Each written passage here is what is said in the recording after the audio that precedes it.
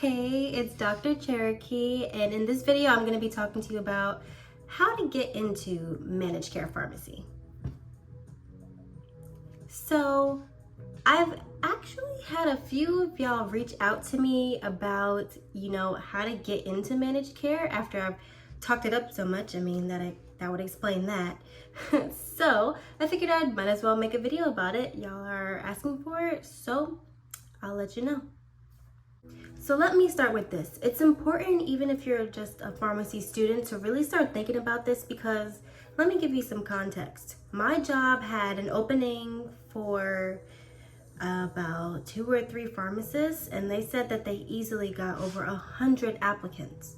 And the only way that they determined who they would look through with the applicant pool to see who they would actually interview is based on recommendations for people that already worked in my company. So you can see why kind of having this plan and getting this networking and stuff down early will really set you up to even be looked at when you're applying to some of these jobs. So first thing I would suggest when getting into managed care would be see if you can work in managed care company while you're in school.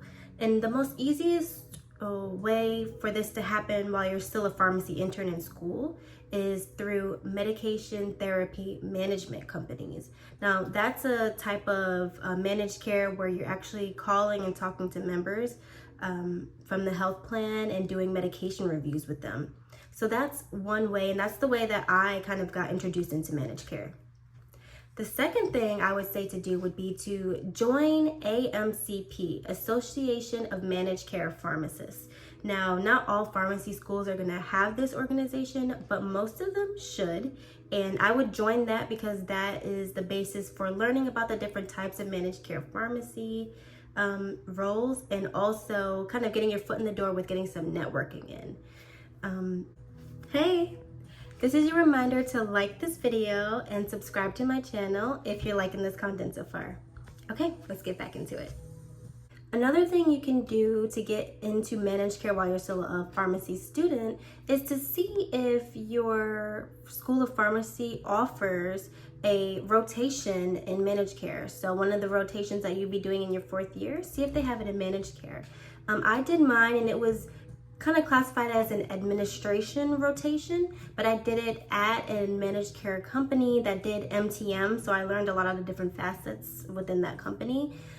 There's also just straight MTM managed care rotations that I know some schools offer, and so just see if your school offers something like that if you haven't already picked your 4th year rotations. But that's another way for kind of getting some networking in and also learning more about the managed care field.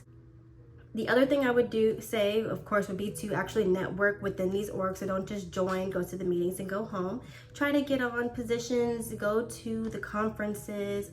While you're working, if you do end up finding a place to work in one of these managed care or MTM kind of companies, then talk to the pharmacist, get on a relationship first name basis, if you want to say, with some of them. And that really helps with the networking. And the other major thing that I would say could open the door wide open for you if you don't have that kind of networking background is a residency. So there are a lot of managed care residencies that are available. And I would say a managed care residency, if you already specifically know that managed care is a field that you want to get into, then a managed care pharmacy residency is a good one to apply to. Now, I will say I have a residency, but it's in community pharmacy. I know people that are working in my company now that were working in the hospital before. They've done a clinical hospital residency and now they work in my company. So there's different ways around it and different ways to get into managed care essentially, but a lot of it is based on who you know, and it would be easy to get a residency in managed care and kind of stay on with that company or other companies that are looking for people with residency experience. And the residency is really good because it allows you to kind of sample the different kinds of managed care pharmacy roles that there are, while again networking with the different pharmacists in those roles within a company. And so I think that that is a great way to get into managed care if you are still before that deadline, or even if you're looking for a change and you know that the deadlines and things are coming up around December or so to apply to residency. I say go for it. And so that's really simple, my main tips for how to get into managed care. There's not too many different avenues, and I think a lot of it again is the networking. It's very heavy on networking to get into these fields since the roles are few but the demand is high. So think about that. And I'll also be I'll make another video about the different types of roles in managed care, so look out for that. And I've also put together a sort of ebook resource about managed care pharmacy, my journey and how I got into it, what I do, but also information like I talked about in this video with more detail about how to get into managed care, the types of managed care, and the different residencies, how to find the residencies and things like that. So look out for that resource. It'll be in the link below this video.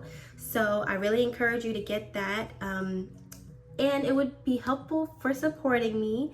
As you know, as a pharmacist, education costs are a lot, and I'm on a student loan debt-free journey, and any proceeds from these kind of resources that I'll be putting together for y'all will be going towards that debt and that student loan. So I would really appreciate your support in that. And it also has the juiciest, detailed, greatest information that I could put together right in one guide. And it's not gonna cost a lot. I probably put it for like $5 or something. So go ahead and get that. If you like this video, like this content, like and subscribe. I appreciate it. And if you have any questions, people have been finding me on Instagram. You can do that too at dr.cherokee or Dr. Cherokee on Instagram. So reach out to me. But if you have any questions, I will ask if you got this ebook first, because that answers most of them. But if you're looking for that networking piece, then I get you. You can feel free to send me a message and I'll answer your questions you have. Thank you again, and see you later.